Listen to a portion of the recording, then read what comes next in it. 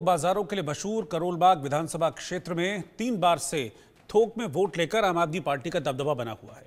लेकिन इस तिलिस्म को तोड़ने के लिए बीजेपी ने इस बार बड़ा दांव खेला है और अपने राष्ट्रीय महामंत्री दुष्यंत गौतम को मैदान में उतार दिया है। इसलिए इस बार आम आदमी पार्टी के रवि विशेष और बीजेपी के दुष्यंत गौतम के बीच कड़ी टक्कर इस सीट पर देखने को मिल सकती है। इस सुरक्षित सीट पर 7 बार विधानसभा चुनाव में बीजेपी और आम आदमी पार्टी को 3-3 बार और कांग्रेस को 1 बार जीत मिली है। दुष्यंत गौतम से हमारे संवाददाता विनोद लांबा ने एक्सक्लूसिव बातचीत की है। नमस्कार, मेरा नाम विनोद लांबा है। आईटीवी नेटवर्क आप देख रहे हैं। दिल्ली दरबार में तमाम बड़े नेताओं से आपकी मुलाकात करा रहे हैं और आज करोलबाग विधानसभा हम पहुंचे हैं। दुष्यंत कुमार गौतम जी जो किसी परिचय के मोहताज नहीं है, पूर्व राज्यसभा सदस्य हैं और राष्ट्रीय महामंत्री हैं और जो अनुसूचित मोर्चा है उसके उपाध्यक्ष से लेकर उपाध्यक्ष का पद भी लगातार संभालते रहे हैं। शुरुआत में करोलबाग से कर लेता हूँ। करोलबाग के लेकर क्या कहेंगे? आज यहाँ आए हैं अब चुनाव लड़ने और अनुसूचित मोर्चा का पूरा कार्यक्रम रख दिया। मेघवाल साहब आए।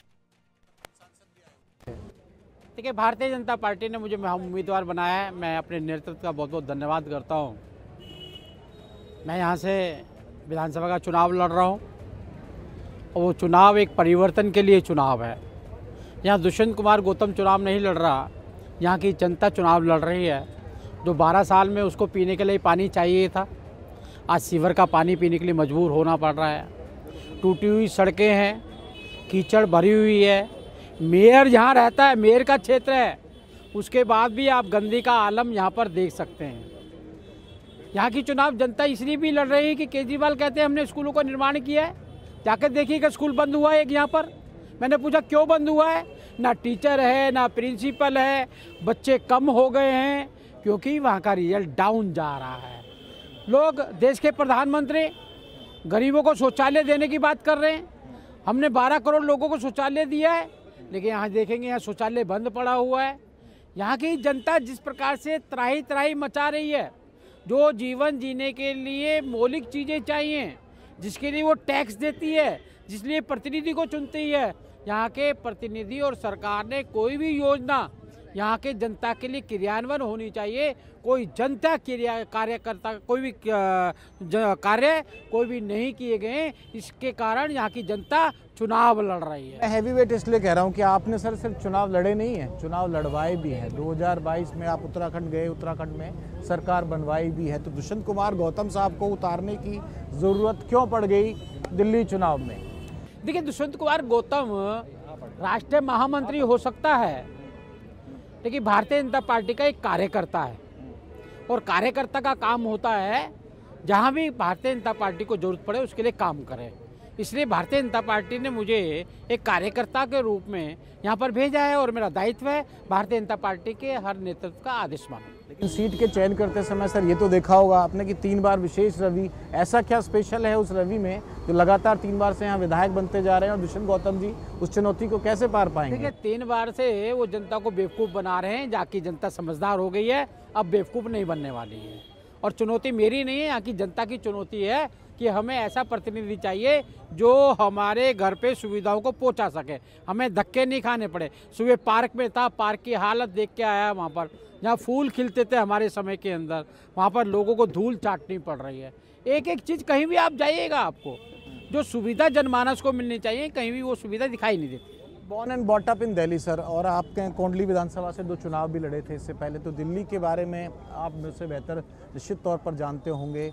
कोंडली से यहाँ आकर चुनाव लड़ना और आखिरकार दिल्ली की राजनीति में इस बार क्या बदलाव आप देख रहे हैं? और ये सवाल मेरा इसलिए भी लाजमी है, 14 के चुनाव हो, 19 के हों, 24 के, ऊपर के लिए तो मोदी को वोट देती है, साथ के साथ लोकसभा जिता देती है दिल्ली की जनता।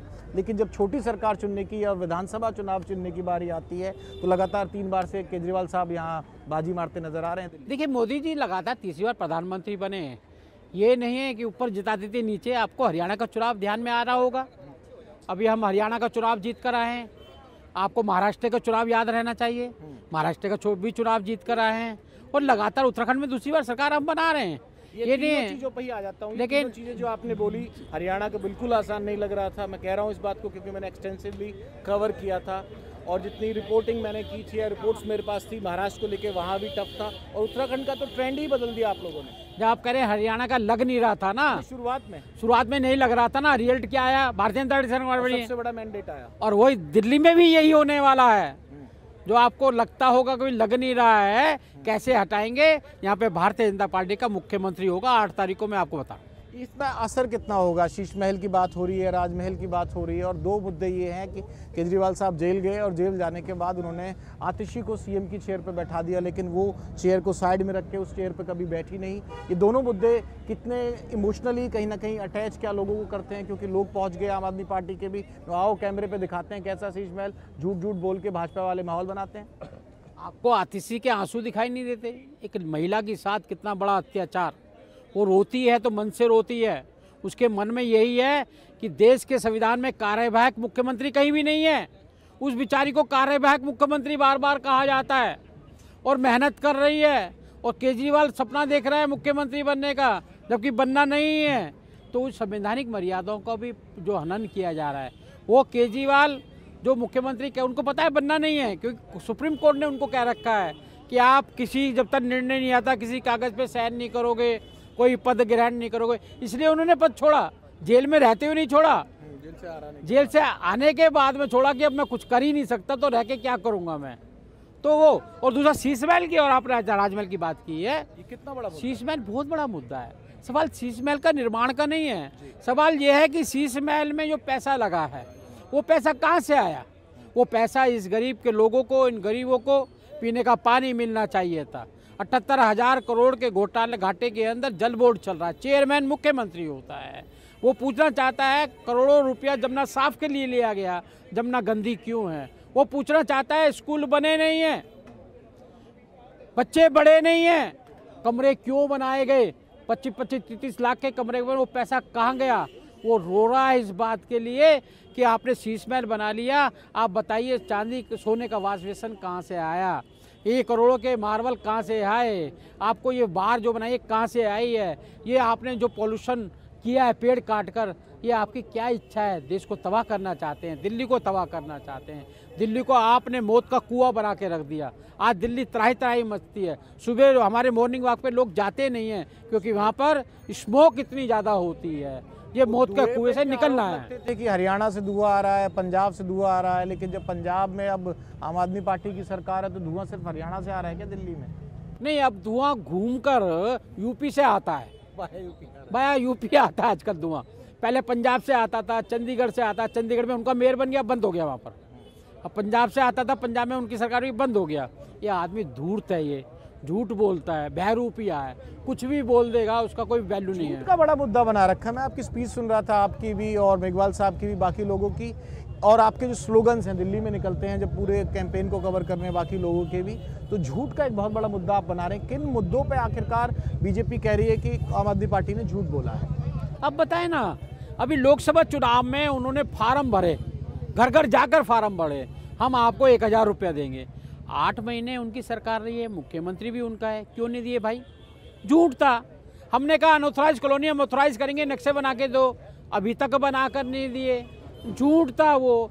आपने कहा था पहले 12 साल पहले, मैं आऊँगा हर नल में जल में नल दूंगा और जल दूंगा, आज भी टैंकर माफिया चलता है, झूठ था वो। आपने कहा था मैं और सब मिलकर जमुना में गोता मारेंगे, कहाँ है? 15 लाख पूछ लेते हैं, वो भी झूठ है वो। 15 लाख पूछ लेते हैं कि 15 लाख का दिया है ना हमने, 5 लाख का हर साल कार्ड दे रहे हैं हम, 8 साल, अब 12 साल से दे रहे हैं केंद्र में रहते हुए, 12 60 लाख हो गए हैं वो। हम जिन लोगों को जीवन दे रहे हैं, मौत को नहीं दे रहे, हम लोगों को अच्छी सुविधा, हमने 50 करोड़ को फ्री भोजन देने का काम कर रहे हैं, कोरोना काल से बचाने का हमने काम किया है, और हमने आतंकवाद बना नहीं दिल्ली में, नहीं है, नहीं लागू होने दिया। मोहल्ला क्लिनिक की वजह से नहीं बना? नहीं, इसलिए कि प्रधानमंत्री की फोटो लगनी है, प्रधानमंत्री की योजना, इसलिए मोहल्ला क्लिनिक में तो झूठ ही बोला गया है। अभी रिपोर्ट आई है कि डेली हजारों के टेस्ट हुए हैं, डेली हजारों को दवाई दी गई है, मोहल्ला क्लिनिक बंद पड़ा हुआ है, जिसका नाम लिखा गया है वो पंजाब का व्यक्ति है, कोई कहीं का व्यक्ति है, बोगस नाम डालकर करोड़ों रुपए का बोगस दवाई देकर, बोगस पर्ची बनाकर, बहुत बड़े, मतलब कौन सा क्षेत्र है जहाँ घोटाला नहीं किया चलो हो। आपकी बात मान ले तो कितनी सीट का दावा करते हैं आप दिल्ली में भाजपा के? भारतीय जनता पार्टी की पूर्ण बहुमत की सरकार दिल्ली में बनने वाली है और आप गदगद हो जाओगे जैसे हरियाणा में हुए थे। नंबर तो कुछ होगा, नंबर तो कुछ पूर्ण बहुमत है, बहुत मजबूत महामंत्री हो, स्थिति आप में। एक कैंडिडेट नहीं हो, मैं आपके पूरे कद के हिसाब से पूरी दिल्ली की बात कर रहा हूँ। आप वही मैं कह रहा हूँ, जैसे हरियाणा में आपको सरप्राइज मिला था ऐसा दिल्ली में सरप्राइज। माहौल चुनाव को देख के तो दिल्ली में भी आप लोगों को लगता है कि दिल्ली में है वो हैट्रिक आप टूट सकते हैं? बिल्कुल एकदम भारतीय जनता पार्टी की सरकार बनेगी और केजरीवाल और उनके सारे मंत्रिमंडल जो कुछ बेल पे हैं, कुछ जेल में हैं और कुछ जाने के लिए तैयार हैं। एक आखिरी सवाल, आतिशी का आपने आंसुओं का जिक्र किया है, उसमें तो विदुड़ी साहब ने भी तो कुछ बोल दिया था, तो उस पर जवाब देते हुए आतिशी इमोशनल हुई थी, तो विदुड़ी साहब के जो बयान हैं उनसे सहमत हैं आप? बिदुड़ी साहब ने माफ़ी मांग ली है उसके लिए, और मैंने उस दिन भी कहा था, मैं कहा बिदुड़ी साहब खड़े हुए वहीं पे थे हम प्रधानमंत्री रैली में, कि वो जवाब दे रहे हैं और उन्होंने कहा है कि मैं माफ़ी मांगता हूँ, लेकिन उनकी भावना वो नहीं थी जिस प्रकार से वो आंसू बहा रही थी, वो भावना नहीं थी। महामंत्री अगर आके चुनाव लड़ रहे हैं तो विशेष रवि का मुकाबला कर पाएंगे, क्योंकि 3 बार का विधायक वो भी है आम आदमी पार्टी से इस सीट से जिस पर हम और आप बातचीत कर रहे हैं? हम पूरा मुकाबला कर रहे हैं और मुकाबला मैं नहीं कर रहा, यहाँ की जनता कर रही है। जो जनता के लिए उन्होंने वादे किए थे, जनता एक एक वादा उनको गिनवा रही है, उसका जवाब नहीं देने बन रहा। शुक्रिया सर हमसे बातचीत करने के लिए। तो दुष्यंत कुमार गौतम साहब थे जो पूरे कॉन्फिडेंस के साथ कह रहे हैं कि जो सरप्राइज होने की बारी है मीडिया की, हरियाणा से भी ऐसे सरप्राइज के नतीजे आप लोगों को लगे थे, तो यही दावा महाराष्ट्र की तरह और हरियाणा की तरह दिल्ली में भी भाजपा के बड़े नेता कर रहे हैं, और बतौर कैंडिडेट नहीं, भाजपा के राष्ट्रीय महामंत्री होने के नाते भी इनकी बात को गंभीरता से लिया जाना चाहिए। नमस्कार।